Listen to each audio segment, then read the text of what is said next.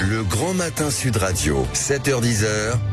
Patrick Roger. Elisabeth Lévy, justement, qui est avec nous. Bonjour Elisabeth. Bonjour Patrick, bonjour à tous. Alors, on va revenir sur ce discours qui a déjà fait beaucoup causer. On va essayer d'en retenir les leçons de ce discours donc de Donald Trump à l'ONU, qui a secoué un peu tout le monde et bien sûr les chancelleries. Oui, aussi. et plus encore peut-être les médias convenables qui dans le monde entier se sont vraiment énervés et ont trouvé de quoi nourrir leur détestation. Alors moi, je vous l'avoue, je n'ai pas du tout été gêné, au contraire, par sa leçon aux Européens sur l'immigration incontrôlée, dont il dit que c'est la question politique numéro 1 de notre époque. C'est aussi ce que pense la plupart des la plus grande partie des populations.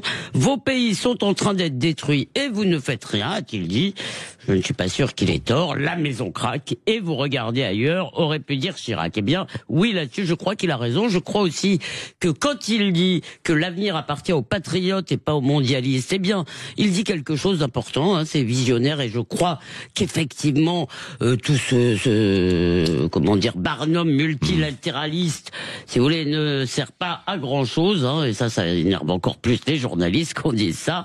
Bon, une grande partie des critiques de l'ONU, qui est devenue aussi le bureau politique du Sud global, sont justifiées. Et enfin, je pourrais même adhérer à sa dénonciation de la religion climatique et des décisions absurdes qu'elle nous impose, par exemple, comme tuer l'industrie automobile européenne. Je sais que ça vous tient à cœur, Patrick.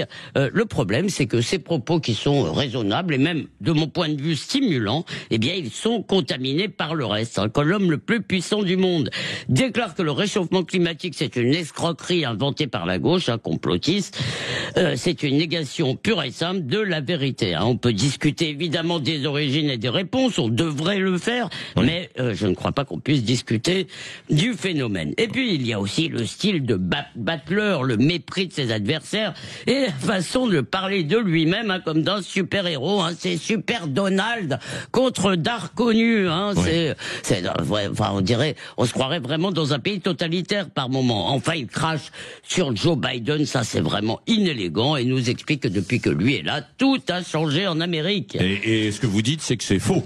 Bah oui, c'est faux. Et puis d'abord, c'était un propos de campagne électorale, franchement. Je vois pas ce que ça faisait là. Mais d'abord, évidemment, l'Amérique n'est pas passée de l'ombre à la lumière. Elle n'est pas non plus passée de la lumière à l'ombre. Il a réussi quand même des choses, Donald Trump, sur l'économie. Bon, vous verrez avec Éric Revel. Pardon. Mais sur l'immigration, sa fermeté commence à payer. Et puis surtout, il a redonné de la voix, de l'espoir à cette Amérique qui était méprisée et ignorée par l'élite démocrate. Le wokisme était dominant dans les universités, il influençait beaucoup même le capitalisme, il menaçait, il réduisait ses adversaires au silence. Eh bien voilà, je crois que tout ça a favorisé l'élection de Donald Trump. Seulement, on n'aimerait pas que ça recommence dans l'autre sens, c'est qu'une cancel culture de droite se substitue à la cancel culture de gauche. Vous pensez que c'est ce qui est en train de se produire ? Voilà. Eh ben oui, ça commence. Enfin, il y a des signes. Oui, il y a des signes vraiment très inquiétants, pas seulement depuis l'assassinat de Charlie Kirk, sur la liberté d'expression, mais après cet assassinat, les MAGA ont traqué sur les réseaux tous ceux qui ne communiaient pas dans l'adoration, et je ne vous parle pas de ceux qui avaient ironisé. D'ailleurs, je ne les approuve pas, mais c'est un droit. Et puis, il y a eu cette affaire Kimmel, vous savez, cet humoriste. Oui, tout le monde ne connaît pas. C'est un humoriste, c'est très important aux États-Unis. Ce sont des émissions. Il y a le Late Show, il y a des millions de téléspectateurs qui regardent. D'ailleurs, ça dit quelque chose de l'importance de cette profession d'humoriste aujourd'hui. Eh bien, Kimmel a été donc suspendu parce qu'il avait accusé les MAGA de récupérer la mort de Kirk. Il avait fait une ou deux phrases malheureuses, semble-t-il.